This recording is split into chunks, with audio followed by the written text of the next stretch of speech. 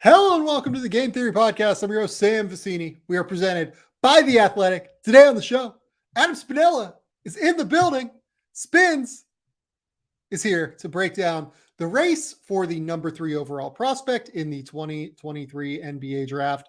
Going to be a really fun talking point throughout the season. And as you're going to hear from us throughout this discussion, it's a wide open race. There's just no other way to put it.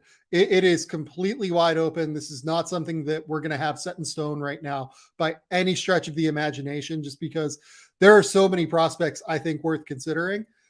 I do want to start in a different place before we get in there that I haven't really talked to you about yet. So that's going to be fun. I like to surprise you on the show. But then we're going to move into Tank Watch, which is a topic we haven't really gotten into over the course of the last few weeks on this show because we've just been doing different things. We did the redraft last week. We did Feast Week recap the week before, which was just so many games to cover. So I'm excited to dive into Tank Watch and kind of look into the teams that might be positioning themselves toward the top of the NBA draft picture this year. And we have a surprise team in there as well that we're going to break down. Then finally, we haven't done prospects of the week in a couple of weeks either.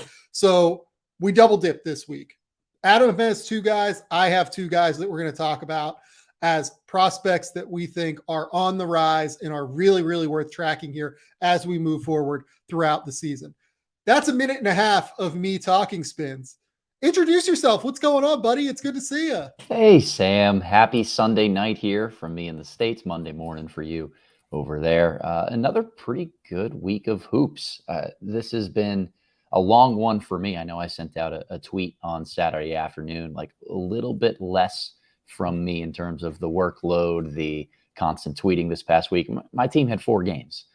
So we had quite the busy schedule, but finals and exams for a lot of our guys right now, taking those, middle part of the year reprieve. So this is going to be a busy few days for me, diving into film the last few games that maybe haven't gotten to over the weekend. Looking forward to a few projects coming up. But more than that, I think a really relevant topic right now with the race for number 3, because we've seen a couple players return from injury. We have, with the blowing up of the college basketball season, maybe some of the guys like the Thompson twins who aren't playing in college basketball right now, they get moved to the back burner because they're not the prospects that are in plain sight, so to speak. So a lot of great things that we can hit on here tonight. I think a fantastic topic and something that I don't really have a clear answer on. So it'll be fun to kind of not just debate each other, but debate ourselves as we try to figure out who the top guys are. So as we do this, I just want to start here. How many players in this draft class as a whole do you feel really, really like truly good that you can say are maybe not surefire? We don't know with injury records. We don't know, some background intel yet, but how many players in this class do you genuinely feel like you can say with almost certainty that those guys are first round picks in this class? Wow. All right. You did put me on the spot here right early. So I'm bringing up my big board and rankings and kind of note sheets that I have right now. I'm looking at about 17 guys that I feel comfortable with having right in that range and don't feel like they're going to fall out of that by the end of the year. 17 is the number I'm at. Okay. I'm even lower. I am at currently 13 is my number. The names here are obviously Victor Wembanyama and Scoot Henderson, the Thompson twins, Cam Whitmore, Nick Smith. That gets us to 6. Anthony Black would be 7, Cason Wallace 8, Brandon Miller 9. I'm specifically not reading these guys in order for a reason. I think Keontae George probably ends up there, so 10. Gigi Jackson 11, Jet Howard 12. Dariq Whitehead would be 13. I still feel pretty good that Dariq ends up in the first round somewhere. We've seen some flashes over the course of this past week that makes me think as he continues to work his way into shape coming back from the foot injury, that everything's going to be okay with him. But like, for instance, you talk to teams about Kyle Filipowski at Duke. they're all over the map, just straight up, right? Talk to teams about Kansas wing Grady Dick. They're all over the map. They're really worried about his defense. You talk to teams about Khalil Ware. They're worried about just like the production at the end of the day. Is he going to produce enough? Is he going to play enough at Oregon this year? You talk to teams about Nikola Jurisic. Is he going to be able to defend at the NBA level? You talk to teams about Jordan Hawkins. They'll tell you about the fact that, is he going to measure above 6'4" without shoes on? Bryce Sensabaugh, can he defend? Terquavion Smith, can he be efficient enough? Like, there are just a number of questions throughout this class right now. When you talk to scouts across the league, that it's just really, really, really hard to nail down beyond that like top group of 12 to 13 guys, I think, in this class, that makes it just a really fun class. Like, every scout I talk to right now is just like, we're just out here trying to find kids. Like, this year, it seems pretty wide open in comparison to other seasons. One thing that they've kind of talked about is that the recruiting rankings this year, like coming into the year, sometimes those can act as like a general watch list for NBA front offices, right? Not necessarily a ranking. NBA front offices absolutely do their own rankings. They do not use, recruiting services to start the ranking services, right? Or to start their rank throughout the year, but they use it as a guide for who they have to get eyes on.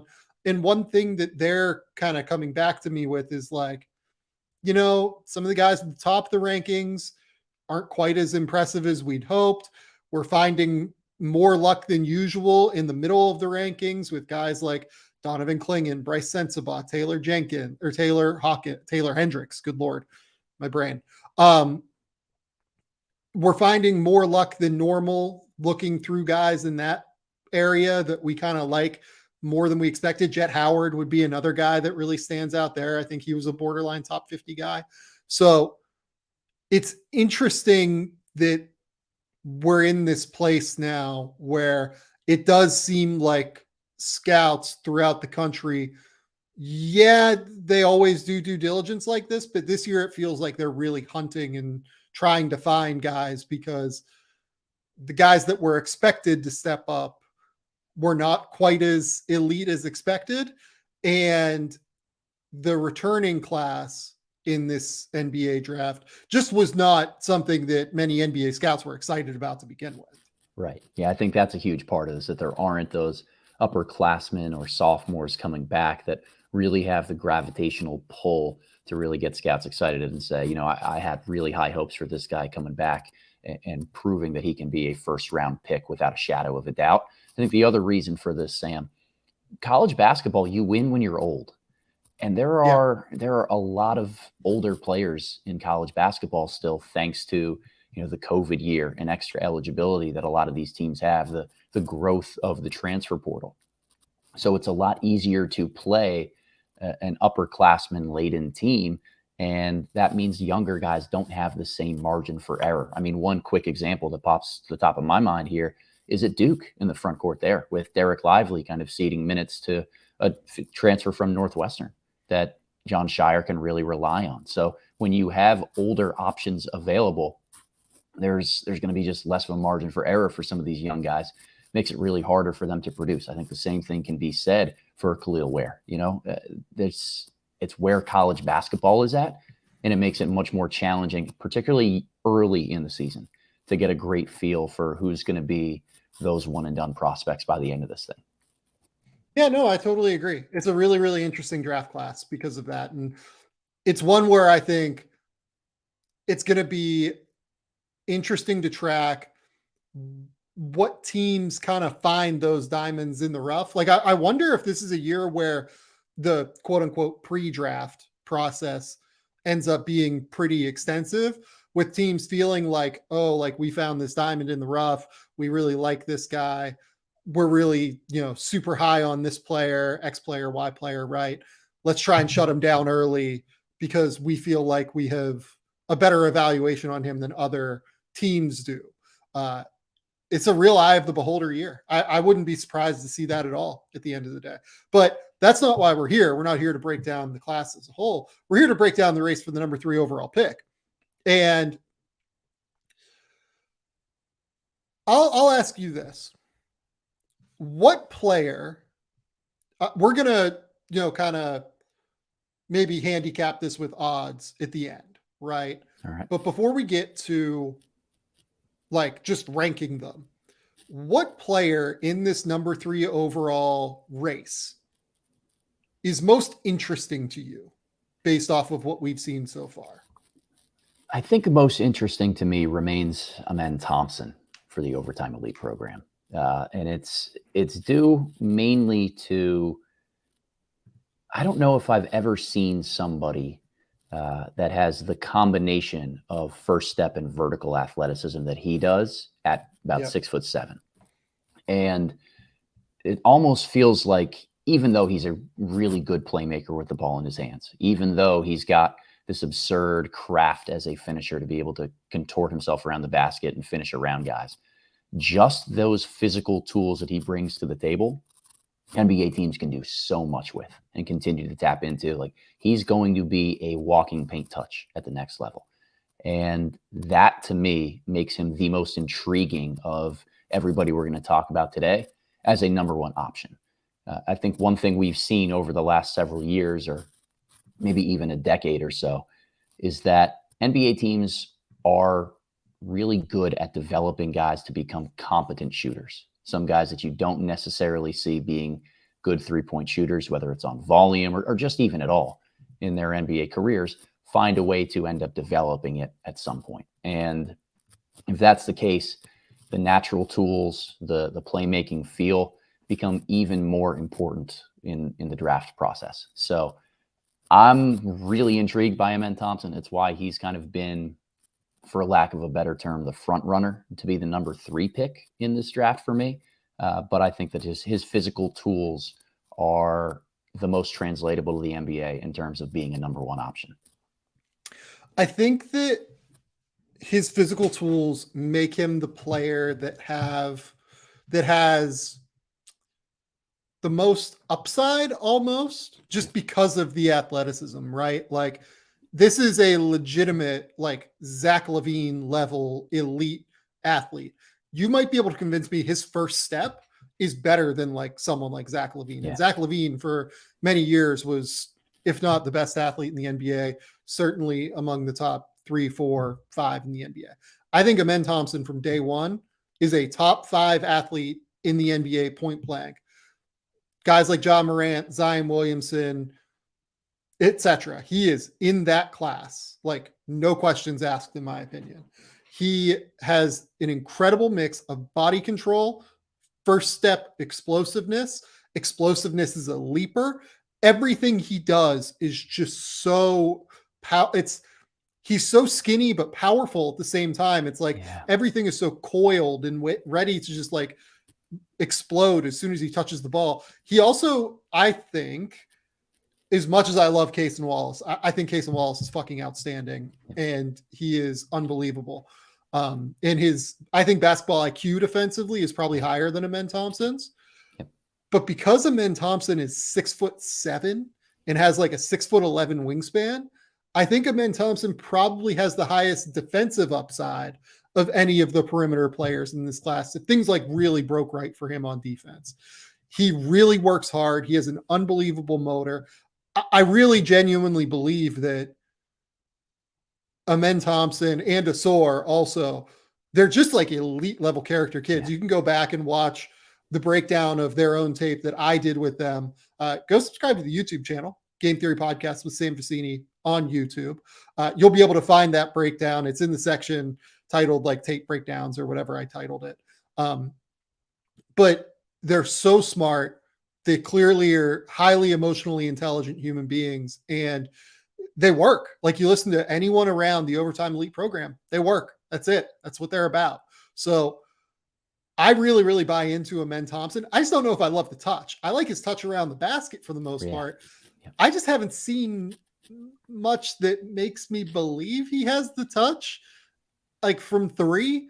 If it ever comes where he is like a remotely threatening shooter, he is elite of the elite. Like, he is an all-star for many, many times. But the question is, without the jump shot, what is he? And I don't know if we have an answer to that yet, because he just is, I don't want to say a man among boys in the Overtime Elite program. I do think that the talent there is very underrated. And, you know, you have guys like Nasir Cunningham, Robert Dillingham. Yeah. Like you have guys there that are excellent. It was just weird saying like Cunningham, Dillingham, like back to back. Like it caught my brain for a second. I was like, wait, what? Like, wait, rhyming now? You have elite level talent across the entire program now that does challenge him, but he's just on a different level than, you know, a younger Nas Cunningham or someone like Dillingham, where he is just 5 inches taller, essentially, and just is just way bigger. So I love Amen Thompson, and I really do genuinely believe in his talent level. I think he is like unequivocally in this mix as a contender for the number 3 overall pick. We want to see the shooting. We've been talking about this since August, Sam. Like there has to be some growth in that regard this year, just to feel a little bit more comfortable about how he'll play with the ball in his hands, more so in the postseason than in the regular season, when teams are starting to scheme for him a little bit more. When you switch matchups in different regards, you go under ball screens. Like I still think his first step is going to be explosive enough that it won't necessarily matter. But really, really big fan. Really big fan. Yeah. So let's go to this next player here. Let's talk about Brandon Miller in this conversation, because I think that Brandon is someone that, to me, is probably not in this conversation. If I'm being completely honest, I really like Brandon Miller. I have him as a lottery pick. I've seen some like pushback against him recently where it feels like people are really strongly reacting to how much he struggled inside the arc as a scorer. I think he's shooting something like 33% from 2-point range right now, and shooting like 43% from 3. I think that that's going to revert. Like he doesn't have great bounce. He doesn't have great footwork as a finisher.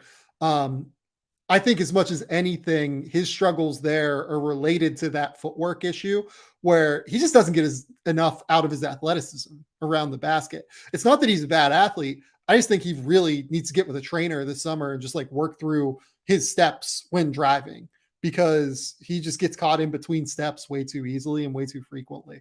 I don't really see him as a number 3 overall contender, but I do think there's a slight overreaction to like wondering if he's a lottery pick. It's just really fucking hard to find guys that are 6'9" that can shoot and are switchable defensively, that are like 20 years old. Because if he's not 20 already, he'll be 20 on draft day. I know that. It's just really, really hard to find guys that have that kind of size, that have that kind of fluidity as an athlete, that have that kind of switchability, that have the ability to slide with guards, that are decent help defenders.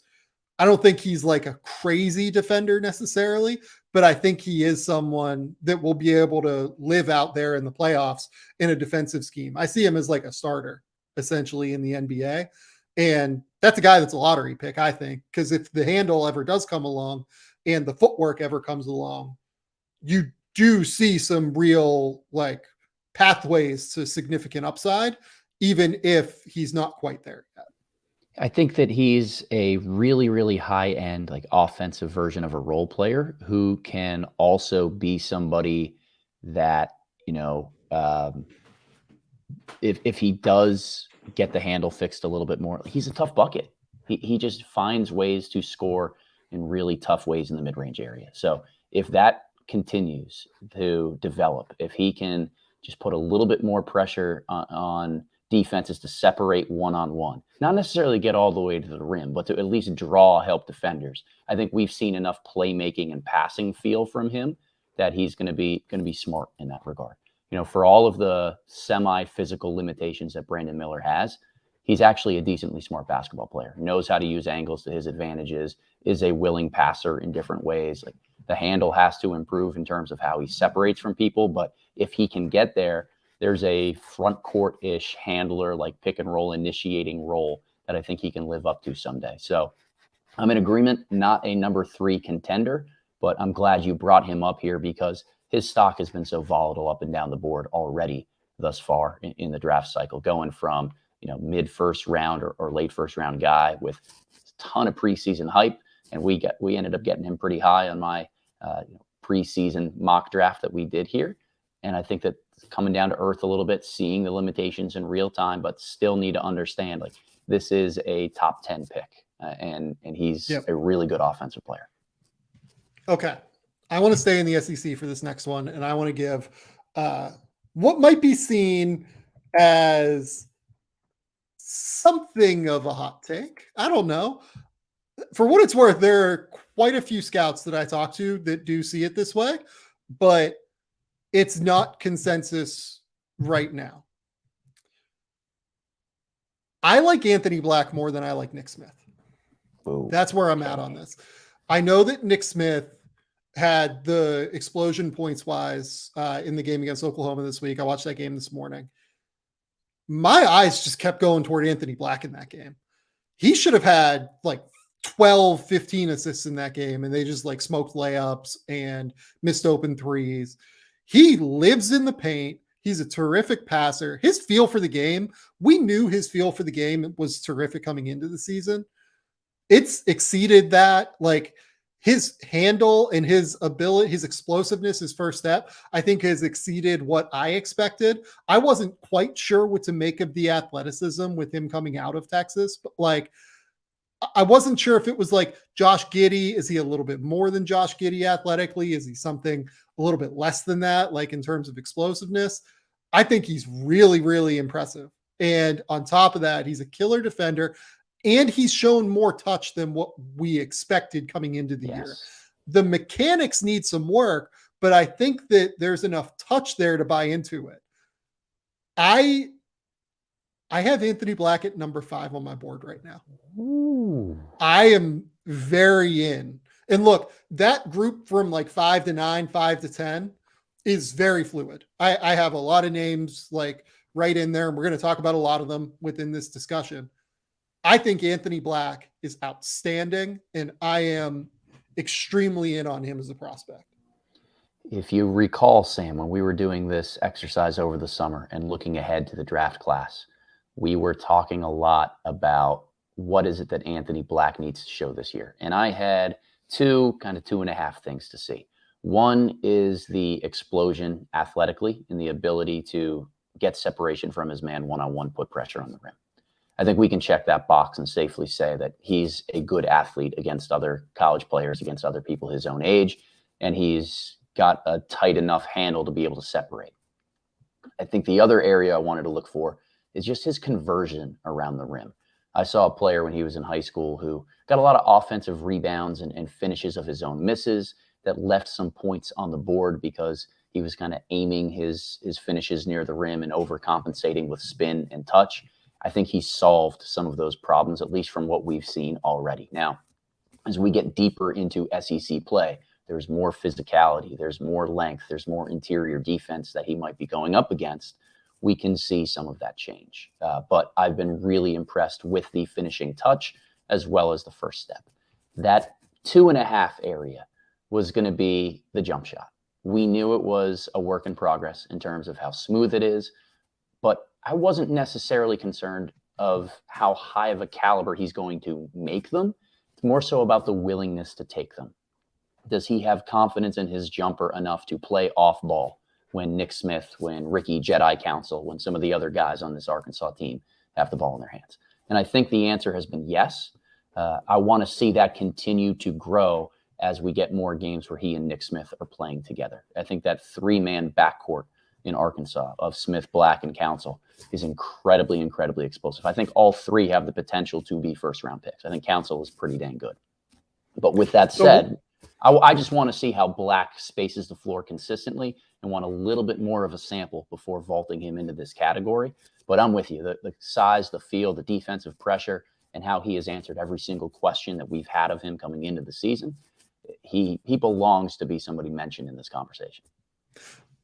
I think he should be mentioned in this conversation. And that's not a slight at Nick Smith. I think Nick Smith has been everything we expected coming into this season. I mean, he was terrific in this Oklahoma game. I think that what I underrated with Nick Smith coming into the year is how good he is at moving without the ball. I kind of thought, just because I guess he didn't have a lot of reps that I saw moving without the ball coming into the season, but he's really smart. Like, he, in the first 20 minutes of that game against Oklahoma, he like just threw the ball back to Anthony Black and then hit this like quick back cut on a 45 cut from the wing and just took the pass and just laid it in like an inside hand, right hand layup. And it was one of the better cuts I've seen from him throughout his career, just because, like, again, this is a guy that's had the ball in his hands throughout the course of his career. I think that he really knows how to play in a way that, like, sometimes a lot of these combo guard, like scoring guard types don't always know, right? Like Jordan Poole, it took Jordan Poole 3 or 4 years in Golden State to, like, I would say really 3 years to get to the point where he was like a good off-ball cutter. A lot of his value in that breakout, like, third season was when, or yeah, I guess the breakout third season, even going into like the end of the second season, was when he was a driver, right? He was a driver that was attacking the basket constantly and then provided value as a shooter. With, you know, now he's playing within their offense. He's taking cuts occasionally when he plays with Steph. That offense is rubbed off on him. Nick Smith, it seems like, kind of already has that, like, intelligence, that feel for spacing, that feel for where the open play is. And I think that that's a really, really impressive, important translatable skill for him as he plays more on and off the ball in the NBA, as opposed to just being on the ball. His handle is very quick. It's very twitchy. He really uses his shoulders well with his handle, I think. Really, really good at kind of feinting with his shoulders to get defenders off guard. His footwork is absolutely elite as well. I don't think he has like this incredible first step, but I think that his footwork is just so clean and pristine and polished that he's just always perfectly in the right position to be able to attack at the next level. So I really, really like what we've seen from Nick Smith as well. It's not a slight when I say I have like Nick Smith somewhere between 6 and 7 right now, and just like the smallest step below Anthony Black. It's that I think Anthony Black has been awesome and also brings it at a very high level defensively as a point of attack defender, as well as being able to live in the paint, as well as being 6'7", and as well as being, you know, one of the 5 or 6 best passers. His IQ is just unbelievable. It's not a slight at Nick Smith when I say I like Anthony just a touch more right now. It's an incredible credit to what Anthony Black has brought to the table. What have been your early impressions of Nick Smith so far? Nick Smith, I think you hit it really well with the great footwork, the polish that he has as a ball handler, and how he uses angles, not necessarily explosion, to create separation. A couple of things that I've noticed from him as a driver. First and foremost, he's got great touch on his runner or his floater as he's attacking the basket. He doesn't need to come to a stop off 2 feet or kind of jump stop in that regard. He can float it off on the move and off one. And that forces big men and help defenders to step up to him a little bit more. I've also seen him be pretty fearless at trying to attack them in those moments they step up and get to the free throw line. That was an area I was impressed with Smith. A little bit more of a slender frame, you know, long and wiry for like a combo guard, but he is not afraid to get to the free throw line. I love the off-ball stuff. Really glad that you led with some of that there. Ability to move without the ball, cutting, not just spacing and moving off of screens. He almost plays like a Kentucky guard who comes into the NBA for me, like a Devin Booker, a Jamal Murray, you know, one of these guys who is constantly running off floppy screens and baseline actions and knows how to slow down and change speeds to create separation. There's this real high IQ feel that he has for just how to get away from his man and find open space. That is really intriguing to me when he plays with high IQ passers. And I think that's where he and Anthony Black complement each other so well. The one last thing I'll say on this Arkansas team, and one of the areas that I think reveals itself throughout the college basketball season, is you start to see where coaches and players become matches in heaven. And Eric Musselman, as competitive of a dude as he is, and just wants to go balls to the wall every single game, Anthony Black is the one guy that fits that really, really well. And that's where you can see how Black ended up at Arkansas and fell in love with the vision of the Must Bus, and why he's the guy that's kind of driving it right now. Because when push comes to shove, when there's a play to be made, he's going to make it. He's going to respond physically. He's going to continually apply pressure all game. And I think it's the reason why he looks more like the number one option in Arkansas's offense than Nick Smith does right now. Okay. So let's go to the next guy now. I actually did this purposely because I wanted to get some separation from these two guys just in terms of the discussion point, because I think they're always obviously discussed together as often as they are. And it's Ausar Thompson. He and Amen are discussed like almost as a package deal because they've been a package deal throughout their career at this point. But when they get to the NBA, that's in all likelihood, at least, not going to be the case. And they're very different, I think, in the way that they operate on the court. But Ausar, I think, has really moved up in my estimation throughout the year. I liked them a lot in the preseason, like in the offseason, and especially after like talking to them. And then I got a little bit worried after seeing him in some of those, Europe games and some of the other games that they played in the preseason, because the shot just wasn't falling, right? It just was not falling in a substantial way. That has reverted a little bit. He looks a little bit better now as a shooter. I still have my concerns on the consistency as a shooter, but any flashes that these two show as shooters are going to get people excited because they're such elite athletes. Now, Ausar is a little bit of a step below Amen in terms of twitchiness. And that means that I think he's probably going to have a bit of a harder time being a primary, whereas I think Amen is just like a straight up primary. Where do you fall on Ausar Thompson and his place in this discussion as a potential option at number 3? I have heard him from teams as high as number 5 so far. There are teams that like do genuinely see Ausar Thompson like in that top 5 mix for sure. And I don't think that's crazy at all. I think that he's continued to be a really good player for the OTE program. And it's really hard to evaluate Ausar when you have the context of the fact that he's playing next to a generational type of athlete who's 6'7", plays with the ball in his hands, and shoots the ball even worse than he does. That's going to limit some of the on-ball reps that we might see for a guy like Ausar in different ways, just because those two are teammates. I agree with you. I think Amen has the easier translation to being a primary option because that first step is just a little bit more explosive and really, really strong.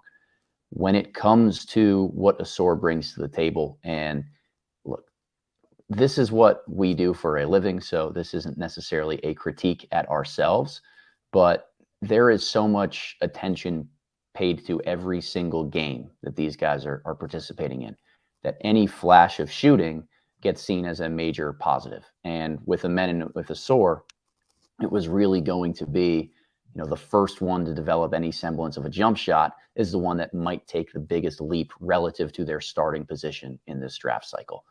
I want to play off the law of averages. I want to wait. I want to see what it looks like at the end of the season, if there have been any mechanical tweaks, when we just have a larger sample size to really discuss the shooting. Because I think that there's a level of irresponsibility in going in here December 11th and saying, well, he's, above 30% for the year, or he's just started to hit a little bit more lately. Like, yeah, that's lately. That's a very small sample right here. We need to know a little bit more. So I see a very clear pathway where he's a top 5 pick, maybe even if the shooting is real, in contention for that number 3 area. But I think that Amen being much more of a primary option makes it more important for Ausar to shoot. And that's where this is just going to be a really important swing skill for him over the next 4 or 5 months. Yeah, completely agree. Okay, now it's time for the fun part for you, as the podcast's Cam Whitmore expert, where Cam Whitmore has finally started playing games for Villanova. I think he had 19 points over the weekend for Villanova against Boston College. What have been your earliest impressions of Cam Whitmore in his transition to college basketball now that he's healthy again following his month out of action to start the season? His confidence has translated right away. This is a guy who is auditioning for the role of being a primary option and knows that that's his pathway forward to NBA success. So he's playing more with the ball in his hands. And that Villanova desperately needs they right need now it as well. And Nova's 3-0 in the games that he's played in because they finally have somebody who can put pressure on the rim and create a shot for himself in one-on-one situations. I've been impressed that Whitmore is playing a little bit more in the mid-range. I've talked about it before, Sam. The way I saw him in high school, drives right, he's getting to the rim, drives left, he's going for his step back. I think what we've seen already through just 3 games, when he goes to his left, he can get to the rim a little bit more. He keeps his bounce. He uses his right shoulder to shield defenders off, and he just runs through people. Like, he is built like a tank. He's super, super strong, and he's able to run through people. I have not seen the step back or the pull-up jumper really when he drives to his right yet. It's another just small nitpicky area that he's going to need in order to be a number 1 option. But the combination of what seems to be a very real jump shot and this strong ability to get past and through anybody to put pressure on the rim is going to be valuable at the NBA level. I want to see 2 really important things from him. One is a little bit more craft with his game around the basket. I think that right now, all of his makes and his easy finishes come from just plowing people over. I think that he's going to have a little bit less of an ability to do that at the NBA level. He'll still be super strong, but he needs to find ways to be able to score in moments when he can't bully guys. And the second thing, quick decision-making off the catch. Right now, he's much more of a catch, hold, survey, look at his man one-on-one, decide what he wants to do. And I think guys who have his physical prowess, if you can get them downhill before a defense is set, that's how the separation happens. That's how he's explosive at punishing the rim. So 2 small areas. It's only been a few games from Whitmore. Really impressed on the offensive side. Think that as he gets his legs under him a little bit more, moves into the starting lineup for Villanova and just ends up playing closer to 30 minutes a night, we're going to see a real offensive explosion for him. That's very, very legitimate and shows that he's got as good of a chance as anybody of going number 3. Yeah, Whitmore's a really interesting player. I would say that he is extremely likely to end up as a top 5 guy for me in this class. I would be surprised if he fell out of that top 5. And my early impressions of him have been extremely positive at Villanova, largely because of how polished he seems to be as an attacking off-ball player. There was a moment in that Boston College game where he got his first bucket, I believe, at the foul line because he split a double. Yeah. And then after splitting, immediately gathered and planted off of 2 feet and went up for a monster dunk and just missed the dunk while getting fouled. And it was just oh no, this is the best athlete in college basketball right now in terms of mixing power, grace, body control, stop-start ability, deceleration, all of it. It's just awesome. He is a ridiculous, powerful athlete.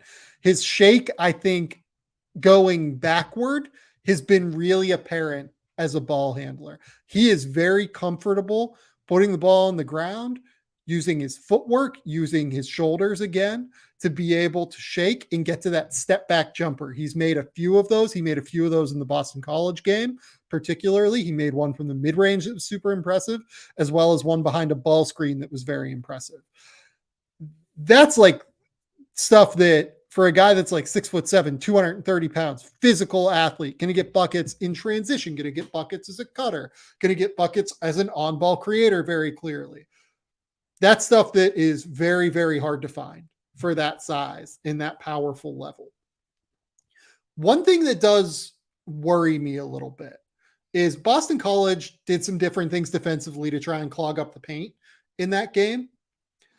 And Villanova tried to get Whitmore the ball at the top of the key with some ISO stuff. They tried to get Whitmore the ball on the wing with some ISO stuff, on the wing with some ball screen potential possessions. And I was a little bit worried about his first step watching that. He is an elite athlete in terms of explosiveness, transition from power to explosiveness, body control in general. I think that all of that stuff, like grace in the air, all of those athletic traits that he has are extremely impressive. I don't know if he has a great first step. And I don't know if he's going to be able to like consistently get by bigs out in space. It's very possible that, Villanova is just not a well-spaced team this year, especially by their standards. This is a team that typically like really, really like can knock down shots at like a 40% clip. And certainly they're taking a lot of threes, but like, Caleb Daniels is a guy that certainly teams guard out there, but everyone else, I mean, like, I think teams are just happy when Chris Arcidiacono has the ball and would rather him shoot than anyone else. Teams don't really treat Mark Armstrong as a shooter. Jordan Longino hasn't really shown that he can shoot. Teams certainly don't treat Brandon Slater as a shooter. And again, like I think Eric Dixon can shoot, but teams are just like, okay, if you're going to stay out there, like go ahead, we'll get a late contest on you. So they're just kind of crowding the lane in a way that typically a Villanova lane is not all that crowded in this way.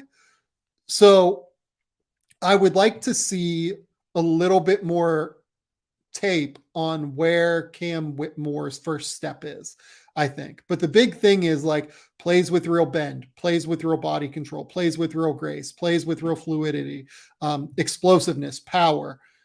He is like a very significant upside bet in this class, I think. Yeah, and a good observation, with the first step there. I think that there is relation between your major point and mine of, quick decision making off the catch, as well as that first step, that if he's able to maybe take a half second less to be able to attack guys and get into the lane, that first step is maybe feared a little bit more, where defenders can't establish themselves and force him to try to drive through or around them, where clogging the lane is harder to do because he's catching the ball on the move. So there are some imaginative things that Kyle Neptune and this Villanova offense can do in order to get him the ball so he's already attacking downhill and keep his reads simplified. I want to see if that happens throughout the rest of the year. But his upside is just, it's way too great being as big and as strong as he is. And the shot looks clean, Sam. Like he shoots it confidently. He shoots multiple attempts per game. I'm trying not to be the Baltimore homer and rooting for a guy that I coached against to have that success, but I'm finding a really difficult time in nitpicking other parts of his game. Okay. So I'm with you. I'm very in on Cam Whitmore. This is where we get to have fun now. So let's handicap the race for number 3 overall, because that's what we said we would do. We have gone through 7 guys here, right? 7 or 6. I think 6 maybe. Amen Thompson, Cam Whitmore, Anthony Black, Nick Smith, Brandon Miller, Asar Thompson. So that's 6. Let's start bottom up. I think that Brandon Miller is probably the bottom there. Mm-hmm. Then I think I would go Asar Thompson and Nick Smith next. I've already said I have Anthony Black at 5, so I think he has to be in the middle here. And then I would have Amen Thompson at 3 and Cam Whitmore at 4. How would you currently go about handicapping this race? I think at the bottom for me would be a combination of Brandon Miller and Anthony Black. That's kind of a 2-man group that I would put closer together. The next one for me would be Nick Smith, slightly above that. I would have Asar slightly above him, and then Whitmore trailing very closely Amen Thompson. Yeah. So you would go Amen, Whitmore, Asar, Nick Smith, then a combination of Brandon Miller and Anthony Black. Yep. And I would throw Keontae George around that level of conversation just for good measure. I think that he doesn't have quite the same physical burst that I'm hoping for, and I want to see that go through Big 12 play before anointing him in that category. Skilled playmaker, really good scorer, competes, and has gotten a lot better on the defensive end. But if he's going to be a primary guy in the NBA, we need to see more separation. I just need more time to get there. So I think there's a chance he works his way into that bottom tier of guys that we just talked about as well. And for what it's worth, I have a big mix of guys from 5 to 9, which means we didn't talk about one of those guys, which is Cason Wallace. I would have Cason Wallace in that mix at number 9. And I just don't quite think he can get to number 3. He's just a little bit small. Doesn't quite have enough upside, I think, in terms of on-ball prowess. But teams love him. They do love his feel for the game. They love his IQ. They love his defensive ability. Certainly. They like the steps that he's shown as a shooter this year. I just find it hard to believe that they're going to take like a 6'3", 6'4" defense first guard at number 3, maybe. But so I would go, to reiterate, Amen Thompson, Cam Whitmore, Anthony Black, probably then Nick Smith, Asor Thompson, Brandon Miller, then Cason Wallace at number 9 would be where I sit on this. Okay, we've talked for 40 minutes. Let's take a quick commercial break, and then we're going to dive into our next 2 segments.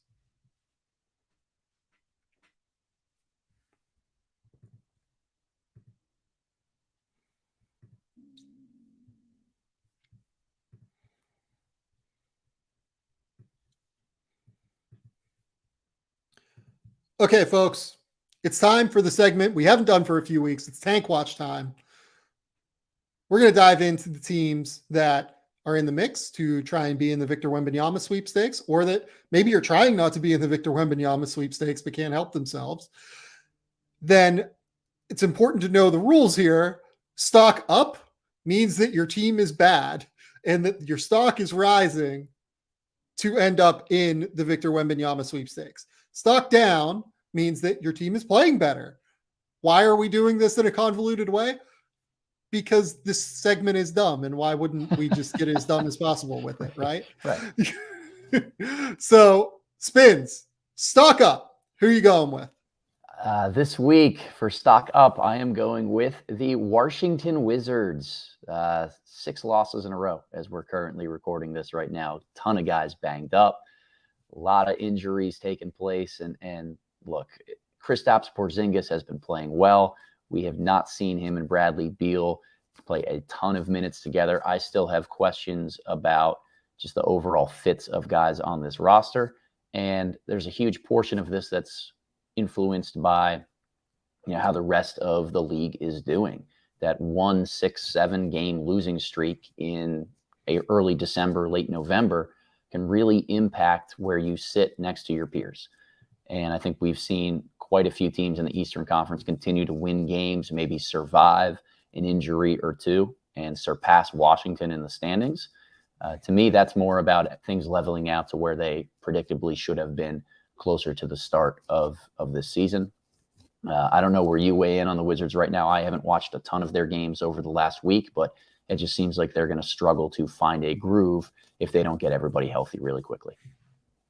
Yeah, I agree. So they played the Clippers. What was that? I think that was yesterday, right? Might have been 2 days ago. And they had Will Barton out, Bradley Beal out, DeLon Wright out.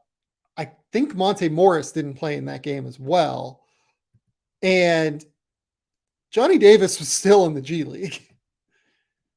That's a bad sign to me. You have all these guys out, and he's still not able to win a spot.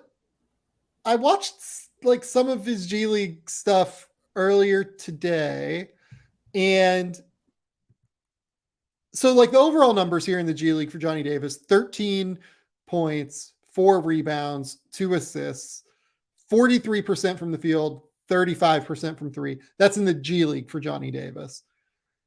He just feels a little more invisible at that level than what you'd like to see. And it's hard. Like, I don't know what to do with him. He Yeah. might just not have it, which is bad. It's bad, particularly if they wind up somewhere in February and saying, okay, it's time to maybe pull the plug on the season or embrace getting our younger guys some real NBA minutes. And Davis hasn't gotten the confidence down in the G League to show that he can handle that, or he's just simply not getting better as a basketball player in the ways that he needs to. We talked about, his handle, his fluidity as somebody who attacks the basket as more of a primary option. I always thought his defense was going to be maybe his most translatable skill to the NBA level, but he's got to be able to cobble something together on the offensive end of the floor in order to really be worth continued investment from the Wizards right here. We've also talked a lot about the redundancies of some of the positions that they have with younger guys.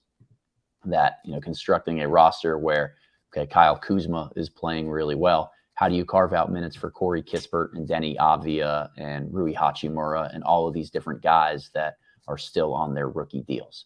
How do you draft Johnny Davis and then go out there and sign or trade for guys like Will Barton and Monte Morris and, have Jordan Goodwin earn a spot on this team? It's just really hard to know what they have building towards the future, which makes this kind of a directionless winter in some regards, where if they do fall out of the playoff race, I have no idea what to expect from them in terms of what direction they go and who they try to prioritize for next steps.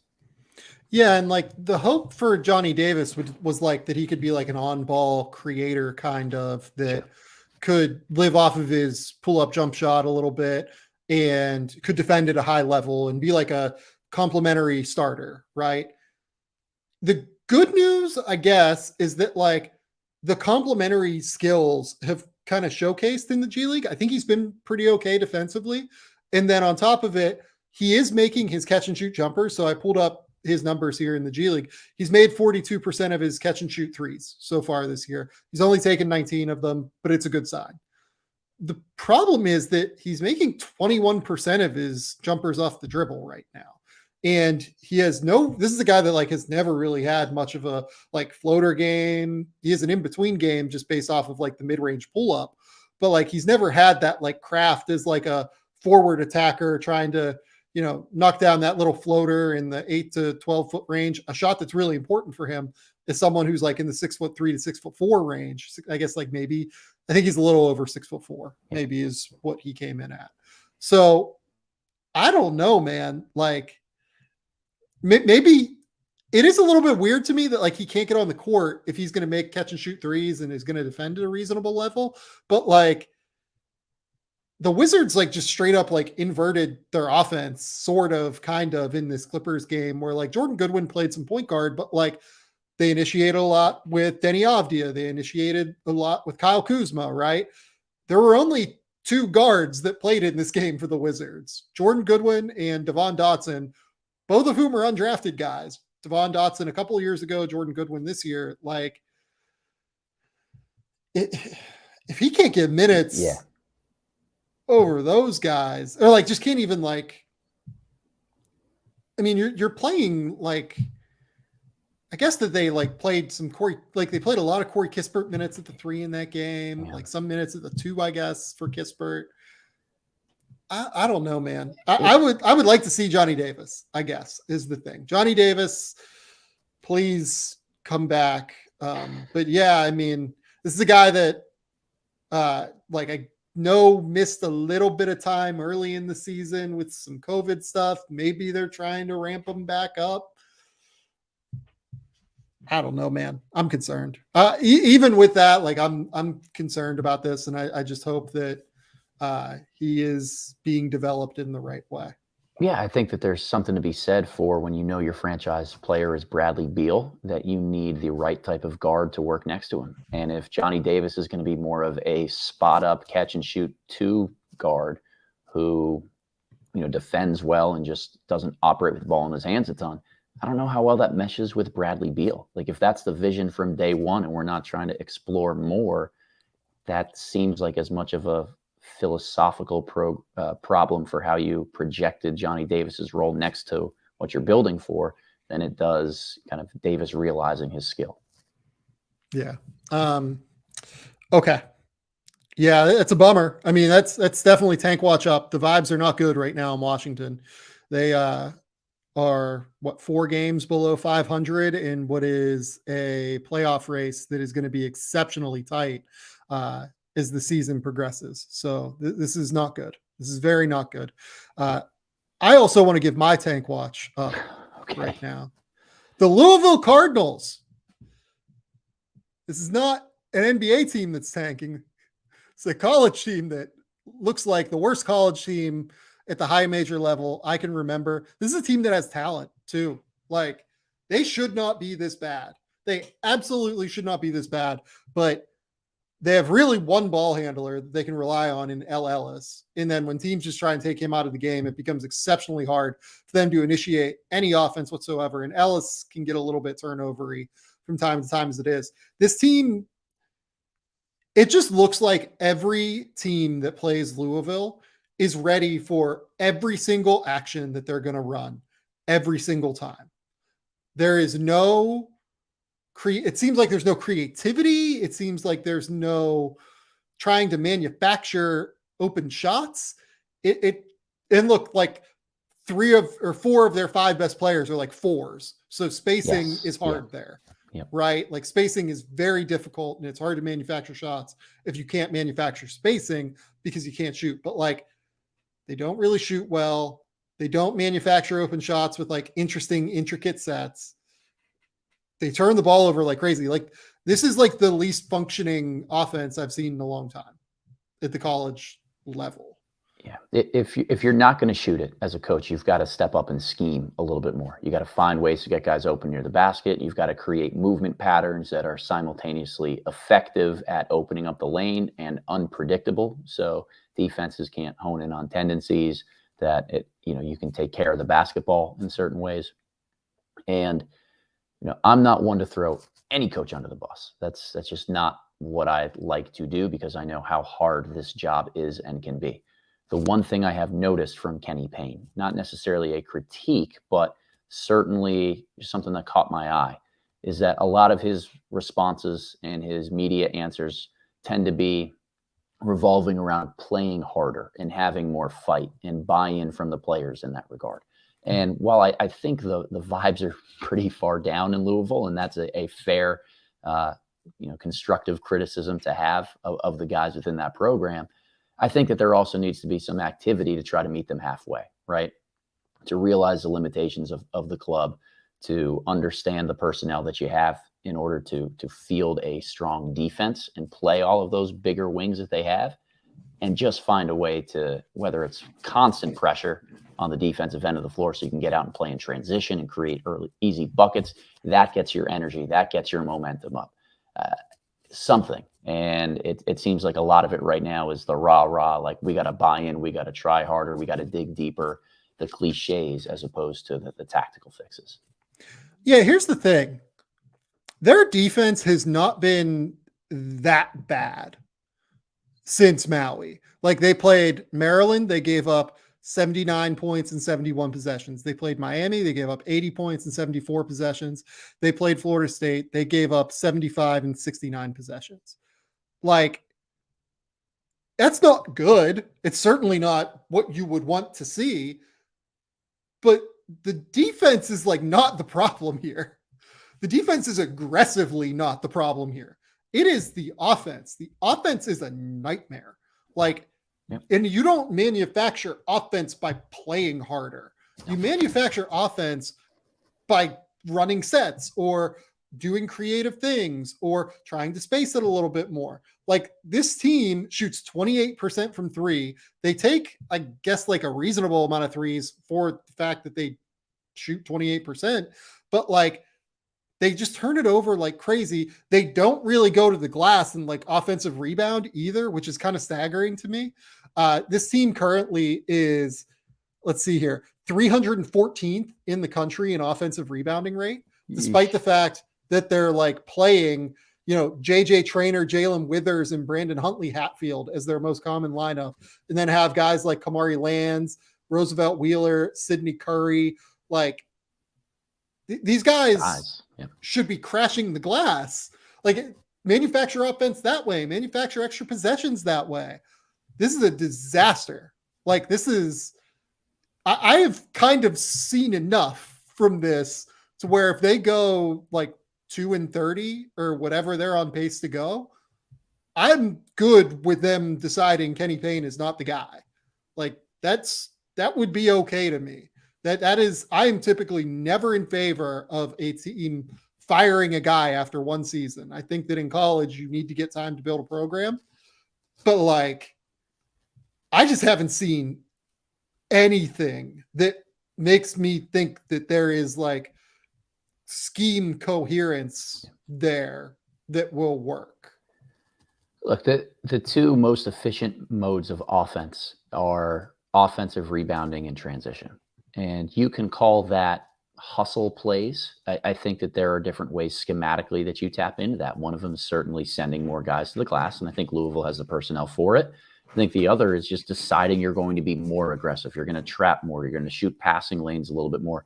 Give them the green light to turn defense into offense so that they get extra possessions. I mean, how many, young NBA teams have we watched over the last half decade or so that when they're super, super young and they don't have the talent to hang with everybody, they're just more aggressive in everything that they do. They're okay with making some of those mistakes, but it's about flying around out there, trying to create something to happen. And hey, maybe one night you hit enough threes and you just play a ton in transition to outscore somebody else. I think that's got to be Louisville's mentality here, particularly knowing that they're really struggling to create anything in the half court. Or maybe you try and slow the game down, right? Like, play at a snail's pace, right? Just limit possessions and then try to increase variance, right? Like, maybe that's what you do. Maybe you bring the ball down, you do what Virginia does. You try and run offense, you try and create a shot. But like, then again, like, I don't know that they're like manufacturing shots, I guess, by running offense either. So yeah, there's just not much here that is good. And like, I guess that they were excited about Kenny Payne bringing maybe like DJ Wagner and like going and recruiting. Well, they lost. Like, doesn't seem like they're going to get DJ Wagner. Yeah. And I don't know about you, but like, their transfer haul last year was underwhelming in an era where you have to hit the transfer portal hard. If you don't have a plan to hit the transfer portal hard as a high major program, you are falling behind your competitors at this point. That is the reality of the transfer portal. This is bad. Louisville should never be this bad.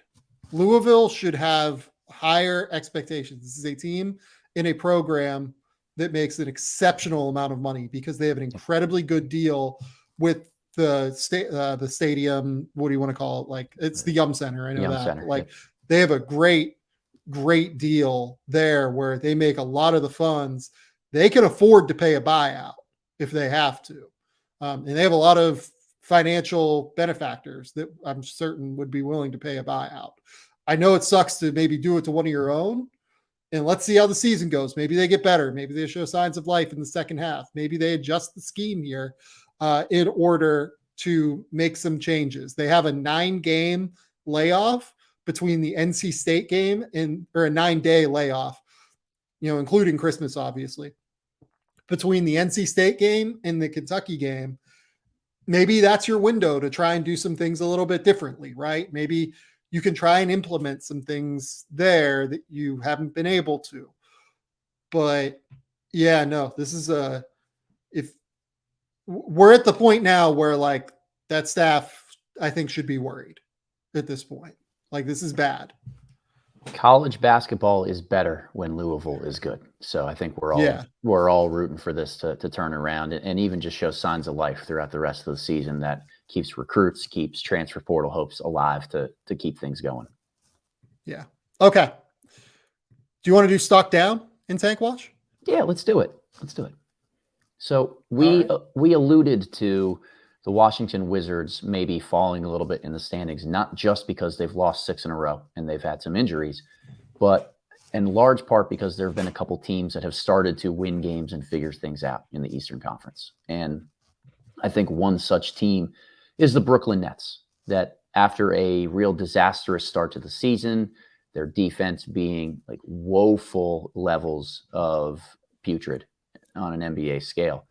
They have started to defend a little bit better. They've gotten healthier. We saw a more aggressive version of Ben Simmons. We've seen good minutes from Nick Claxton playing the 5. They're responding to Jacques Vaughn in a lot of different ways. Like, they're really deep when they're healthy. And I think that a coach who knows what buttons to press can field so many different and dangerous type of lineups around what still end up being two of the most dangerous offensive pieces in the entire world in Kevin Durant and Kyrie Irving. So I think Brooklyn, they're up to around either 4th or 5th in the Eastern Conference as we currently sit. And I think that because of the manner in which they've gotten there, fixing some things on the defensive end of the floor, attacking more on offense, and just being healthy, there's going to be a level of sustainability to that where I don't see them falling out of the playoff picture. Yeah, I've watched the most recent game of theirs I watched was their win against the Hawks. What would that'd be like 3 days ago, maybe. And it was exactly what you said. It was Kevin Durant and Kyrie Irving just completely taking over, but they've gone small is the thing. Like in the starting lineup, it was Kevin Durant, Kyrie Irving, Ben Simmons, and then Joe Harris, Royce O'Neal. Yep. And that was a very, very effective offensive group, I felt, that was very, very difficult to stop. They're up to 10th right now in offensive rating league-wide. And it's just a very difficult problem to solve when you have 5 guys out there that can really space the floor. And then you can hopefully just kind of get enough help defense with Ben and Kevin out there. And Kevin has been very, very good defensively. I think Kevin Durant has been, we just did like a conversation about MVP last week on the podcast, and I maybe didn't quite state as much about Kevin Durant as I should have. Kevin Durant has unequivocally been one of the 5 best players in the NBA this year. And like, if you wanted to make a case for Kevin Durant being the best player in the NBA this year, I would 100% listen to that. I would still probably take Giannis, and I would still probably take Jason Tatum. Yep. But Kevin Durant has been on that level, in that tier, as a player this year, just in terms of his unbelievable mid-range shooting. I mean, he's preposterously good from that range, but also the defense. He is carrying a lot on his shoulders defensively right now, in a way that we haven't really seen since he came back from the Achilles injury. He's always been a smart defender. He's always known how to use his length, but I think that maybe the last couple of years, he kind of reserved a bit of energy for the offensive side, knowing that they needed that. This year, he knows that they need him defensively at a really high level. They need his length defensively, and he is doing it all. Like he has been one of the most complete players in the NBA this year, in a way that he doesn't always get credit for being, but is well-deserved, in my opinion. They have found out, and credit to Jacques Vaughn for this, playing Simmons at the pseudo 5 position has been really, really effective for them. That I think, I wrote an article earlier this week for SB Nation. I'm sure the numbers have changed a little bit since then, but in the minutes that Simmons is playing with both Claxton and Deron Sharp off the floor, where Simmons is the clear biggest guy there, they're like plus 10 per 100 possessions. They're a really effective unit in that regard. And I think the biggest reason for that, while Simmons is not a traditional center on the defensive end of the floor, what he does better is actually guarding the perimeter. When you have another guy who's 7 feet tall and Kevin Durant can block shots, smart rotationally, you've got some stronger, bigger bodies that you can throw at different matchups like a Royce O'Neal. You've got options to be able to construct a defense. And Vaughn has been much more bought into that end than maybe Steve Nash was in that regard, where I think Brooklyn is going to find not just regular season success, but be a versatile enough team on both ends of the floor come the postseason that they can be a problem for somebody. Okay, let's get into prospects of the week now. Oh, yeah. Because we haven't done prospects of the week over the last couple of weeks, we wanted to double dip this week and dive into 4 guys that have been standout players over the course of the last week, 2 weeks in recent memory. Spins, I will give you the floor first. Who is your first prospect of the week this week? So in a traditional sense, prospect of the week is really highlighting guys who have played well since the last time you and I recorded, Sam. And with that being last Sunday, I want to hit a guy who's had 2 really, really good games and basically hasn't missed a shot. Taylor Hendricks of Central Florida, I think, is playing himself in contention to be a potential one-and-done guy.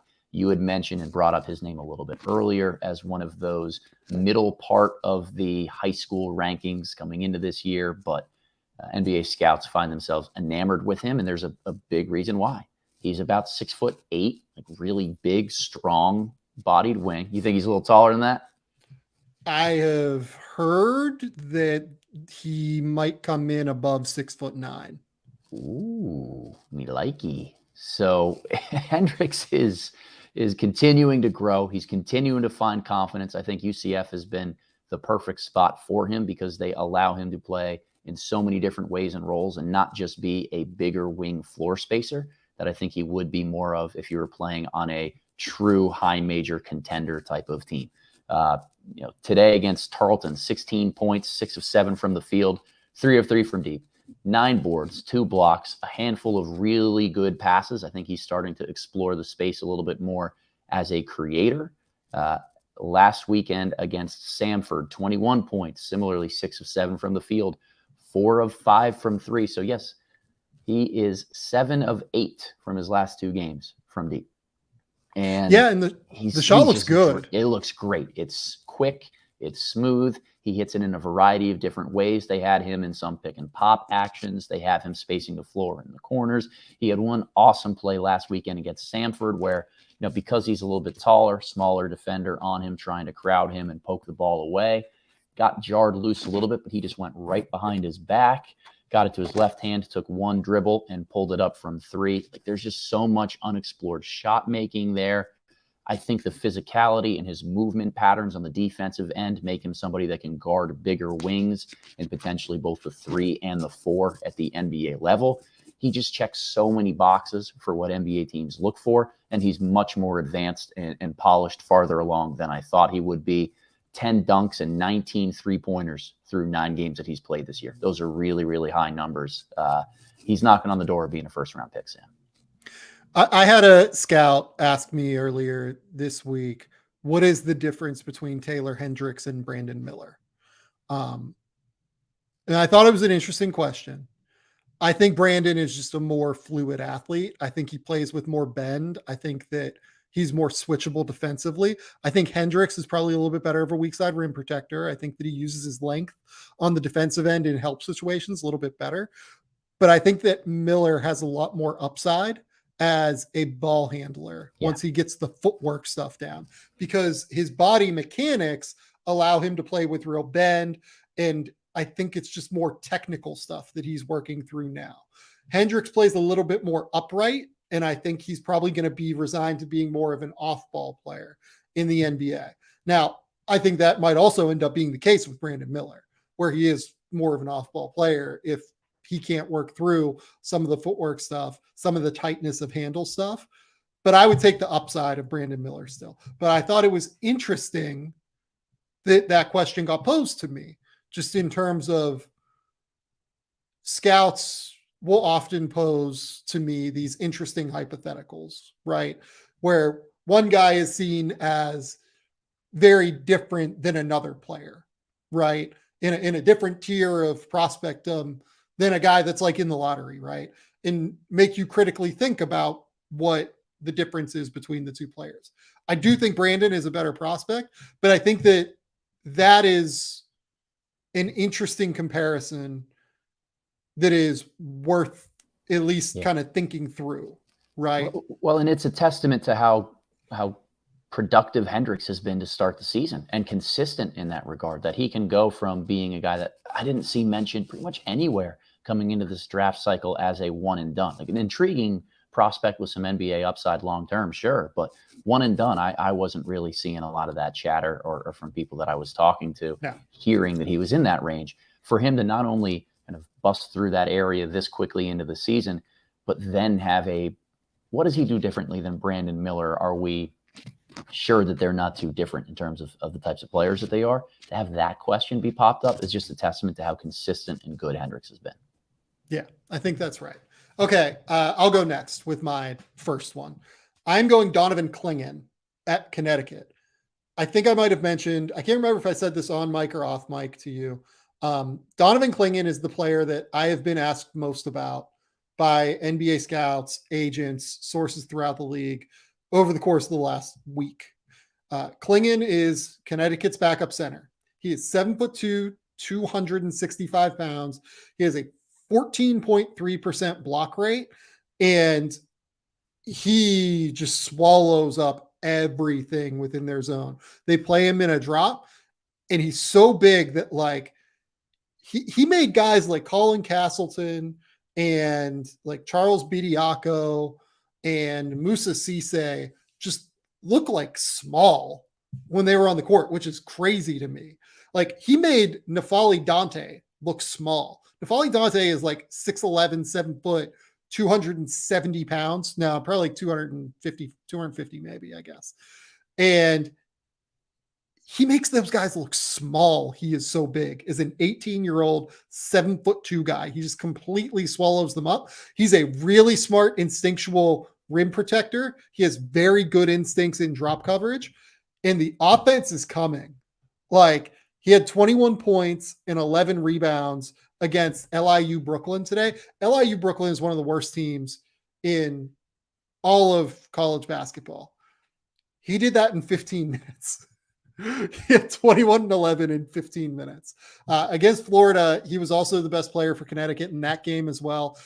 Against Colin Castleton, another potential, I would say two-way guy. I would say Castleton probably ends up on a two-way next year. Really, really good space defender, good post scorer. He dropped 16 points and had 8 rebounds in 3 blocks in 19 minutes.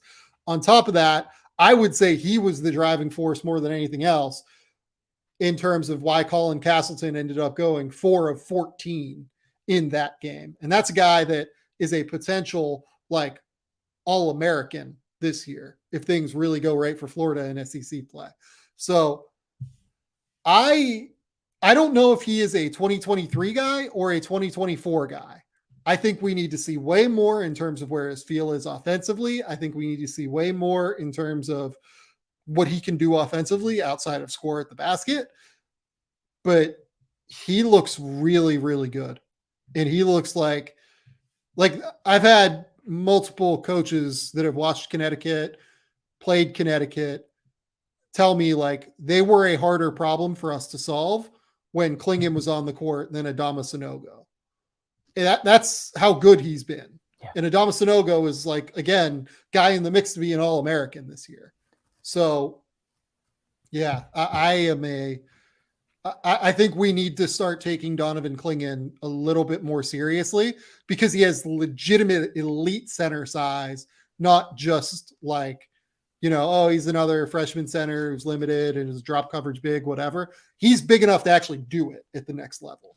And believe it or not, he's kind of slimmed down and gotten his conditioning in much better shape from where it was in high school. Like what UConn's strength and conditioning program has done for him is already paying dividends. And a lot of credit does belong with Clingan in that regard.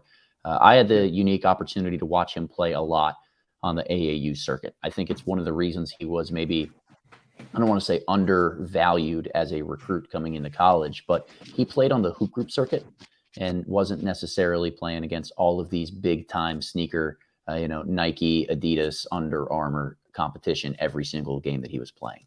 And because of that, there wasn't a ton of size that he was going against and almost felt like he was dominating because he was just so much more massive than everybody else. One of the things that I saw from him was smart passing ability when he's doubled, because when you're a bigger guy playing against a ton of smaller players, you're going to get double teamed a lot in the post immediately when you catch the ball. I saw a really nice touch from him around the basket, some polished post moves, and that dominant defense that has clearly translated to UConn already. We wanted to know how would he look physically, being able to get up and down the floor at his size to continue to do this at the pace that college basketball is played at. And I think the conditioning that he put in over the summer has helped him get there.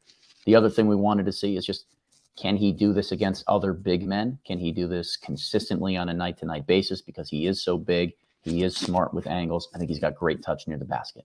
But the way that UConn is so well spaced on offense and the way that everybody on the perimeter competes on defense, they funnel everything towards him so he can sit back and protect the rim, and they get him a ton of open dunks near the basket. That isn't to say that Clingan isn't responsible for his own kind of uprise right now. He's been so good. But I am a huge fan of Clingan long term. Yeah, and again, like, I'm not sure if he's a 2023 or a 2024. I think it's close. It could go either way depending on how the rest of the season goes. But he's someone that scouts are now pretty interested in. And like, people are kind of trying to learn as much information as they can get about him because he looks as good as he does at this point. Okay. You're up next with your second prospect of the week. So I'd mentioned on my first that a huge part of prospect of the week is just picking somebody who has performed well over the last calendar week. And while this prospect hasn't necessarily put the ball in the basket in the way that we would always hope, which I believe he's been either 1 of 14 or 2 of 14 from 3 over that time, he has put together a solid enough resume to start the season that we just got to talk about him now because he's one of my favorite guys. It's Tuck DeVries from Drake. I think he might be, outside of Grady Dick, the best shooter in this draft class. Really smooth, is able to get his shot off in so many different ways, off the bounce from deep range, really good on movement, smart player, knows how to leverage angles. And one thing that we've seen from him is he is not afraid to take smaller guys at the college level into the post and kind of bang them around physically into a really smooth looking fadeaway jumper. I buy the IQ, I buy the feel, I definitely buy the shooting. And we need to see a little bit more on the defensive end of the floor. Like, I do have some concerns that are probably going to prevent him from rising all the way to getting a first round grade for me, just because he's not the greatest athlete, particularly laterally. But he has size. He's got really good shooting ability, high IQ player.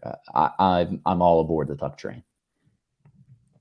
I really like Tucker DeVries as well. I am a huge fan.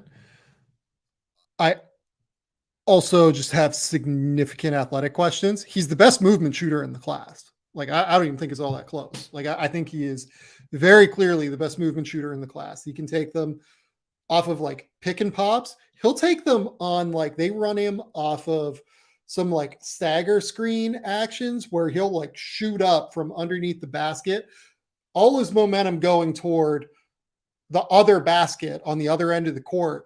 He'll turn, stop, catch and shoot all in one motion. That is an exceptionally hard shot. That is an exceptionally hard shot to be able to make. And he can do it. And then like they'll use him as a trailer in transition where he's shooting from 30 feet. And then they'll use him like off of a pull up where he's like relocating. Like he'll like catch, heavy closeout, dribble once, dribble twice, shoot it into the mid-range, dribble once on a sidestep dribble, shoot from 3. He has all of these different little jump shooting tricks of the trade already down. It's no surprise. Like, he's a coach's kid. He's Darren DeVries' son, the head coach at Drake. He has all of these little tools and tricks of the trade that you really look for as a prospect. But what DeVries, I think, really needs to work on is just, he needs to get the absolute most out of his body. Like, whatever he can do to condition, whatever he can do to add any sort of quickness, explosiveness, twitch, that's it, man. Like, that's the whole ball game for him. If he can add any of that, like, he is more off the bounce than what I think he gets credit for. He is more as like a passer and like feel than what he gets credit for. Yeah. I think, yeah, go ahead. Yeah, there's just one play against, I think it was Louisiana, like a week or so ago, where he caught the ball in the left wing and pump faked, got chased off the line. I think he took one dribble to his left and then threw like a left-hand hook pass to a shooter on the right wing. Like, you don't see specialty shooters and guys who are the best movement threats in class do that consistently. Man, he's a hooper, Sam. And you're right. It's going to come all the way down to the defense. It's what it's going to come down to. Yeah. Okay. Next up, my fourth or my second prospect, the fourth one here. Arthur Kaluma dropped 27 points last night for Creighton against BYU. He was in a zone. He was feeling it. He busted out a sham god in transition. It was unlike anything that I have ever seen Arthur Kaluma do. This is the guy that people were excited about, like as a potential first-round pick coming into the year. Looked a lot like more, I don't want to say explosive. I don't even know that he's like explosive, but like a lot more fluid, a lot more like twitchy-ish kind of, but like 6'7" and you're busting out 6'7", great low center of gravity. Like you're an explosive athlete with like a 7-foot wingspan and you're busting out a sham god in transition and then like gathering with one hand, like over top of the ball and going underneath for a finger roll and one. And you're just like, who is Arthur Kaluma? Because the start of the season has not been great for him. Like, let's just be real about it. He was very disappointing in Maui. NBA scouts that I talked to there came away and were like, look, we know he's kind of coming back from like a knee concern and he maybe didn't have like a full preseason and everything, but he just didn't look impressive. It didn't look like he was thinking through the whole way. It almost looked like he was out there like going for himself a little bit more. But man, looked unbelievable last night. Looked unbelievable last night against BYU. Made, I think, 3 threes in that game. Like, had a couple of like pump fake drives, which, Adam, go ahead. Say the number one rule in college basketball. Stay down on the pump fake. Especially for Arthur Kaluma, because that is Adam's number one cardinal rule this year. Stay down on Arthur Kaluma's pump fake. But if he's going to make threes, it becomes harder to do that. So, I can't write off Arthur Kaluma as a first-round pick at this point, just because we're hunting, right? Like we're really searching, and he is a 6'7", 220-pound wing that can do some of the things that we saw last night, right? Anytime that you have that kind of upside, you're going to get looks from the NBA unequivocally. So really, really intriguing, really positive signs from Arthur Kaluma last night that were great to see for Creighton. I have always liked him defensively. I think that he has the build, the ability to crowd ball handlers without getting beat in straight lines and able to slide his feet. Like I think he's going to be a solid defender against pro level wings. It's just all about the offense and the feel for him. Does he shoot the ball consistently? And if he doesn't, does he find ways to impact the game on that side of the floor? I don't see him as a facilitator. You know, I did a small thread on Twitter today about a couple of clips from the game last night that just give me maybe some pause about what he's going to be on the offensive end of the floor, particularly that pump fake, Sam. If people aren't biting on it, like it's really hard for him to get separation and get a paint touch. But when he's shooting the ball confidently and it's going in, he's a very, very good two-way player. And I think that he started to pop a little bit more in transition. That's where a couple of the big energy plays came from him last night, both the sham god finish, and I think he had one at the later part of the first half where he was just able to attack, get downhill, and throw down like a thunderous right-handed jam. If he's able to play in the open floor, whether that's because he's a solid defender or he's surrounded by other guys that can defend, rebound, and run, he'll be passable on that end of the floor. It's going to come down to feel and shooting. All right. That's all we got basketball-wise for the day. Cooking with Spin's Corner. What did you get into this week, Adam? I got into 4 basketball games and a lot of McDonald's. So not a ton of cooking on my end here. I think I'm just really looking forward to, I always say there's one day every holiday season where, you know, whether it's my wife and I, my family, we just make a ton of Christmas cookies. I think that day is coming here in the next couple because we're in exam mode right now. Might have some freer afternoons in that regard. Like there's just going to be one day where my Twitter feed is an explosion of sugar cookies and this or that. So be on the lookout for that. Love it. That used to be a tradition with my mother and I when I lived in Pittsburgh. She still makes a ton of Christmas cookies every year. So yeah, that's got to be like an Italian family thing, right? Probably so. I think it is. Yeah. Yeah. Yeah, because there's like isn't like cookie table like an Italian family tradition at a wedding? Well, cookie tables, it's a definite Pittsburgh tradition, which is one that we borrowed and took for our wedding. So we did have a cookie table at the Spinella wedding. I love it. Okay.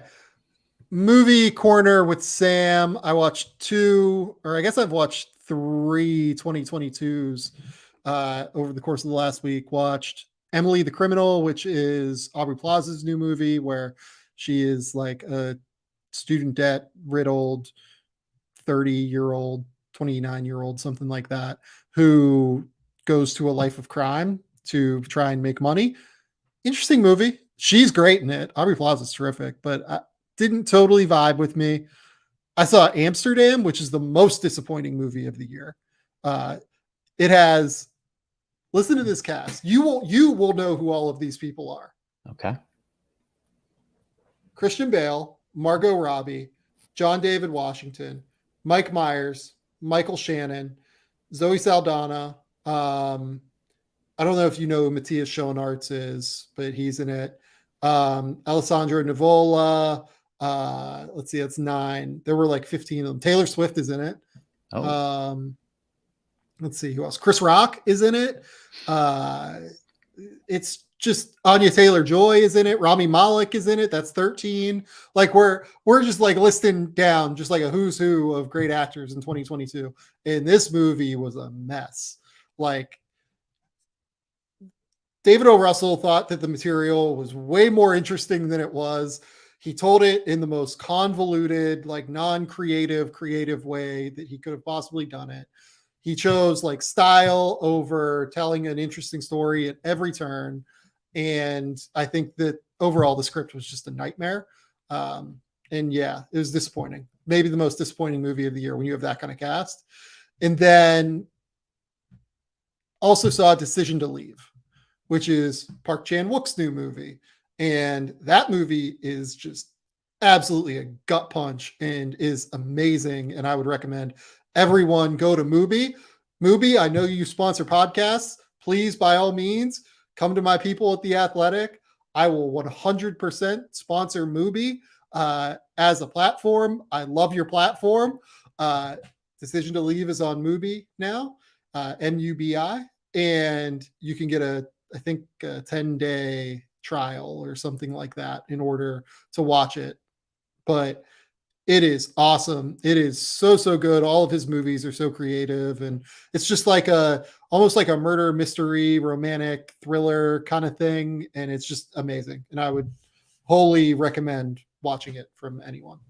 I think that if I'm going to take one recommendation from you, it's to watch that instead of Amsterdam. I think I'm gonna hop on that one. Do not waste your time with Amsterdam. Amsterdam's like 2 hours and 20 minutes too. It's like, what are we doing here, guys? Like this movie is not 2 hours and 20 minutes of material. It's not like, I even thought Decision to Leave was probably like 10 minutes too long because Park Chan-wook, for people who watch Park Chan-wook movies, he tends to do these elongated, long first acts that like kind of really throw you into the world and throw you in with the characters. This one was even a bit long by his standards, I thought.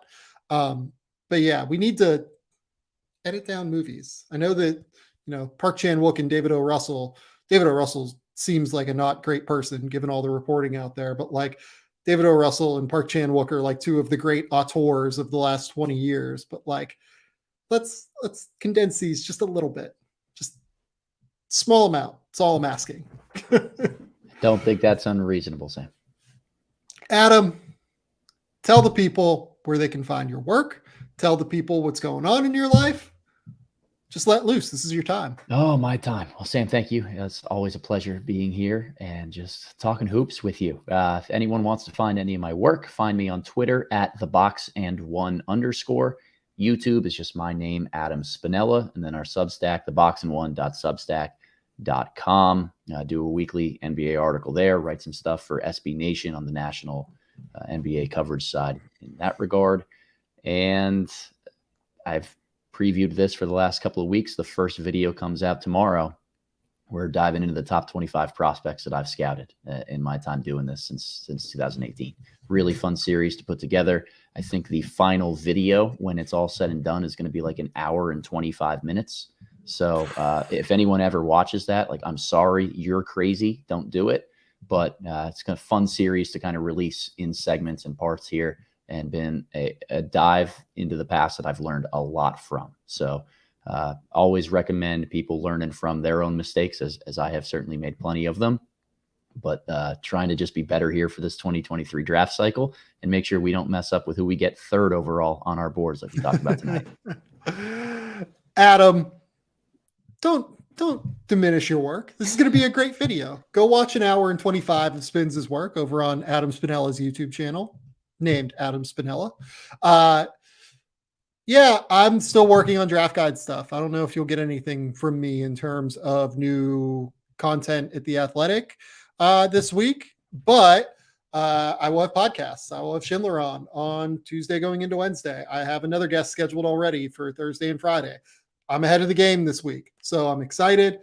Keep it locked here. Go subscribe over on Apple Podcasts. Hit that follow button. Go subscribe on Spotify. And as always, go subscribe to the Game Theory podcast with Sam Vecini channel over on YouTube.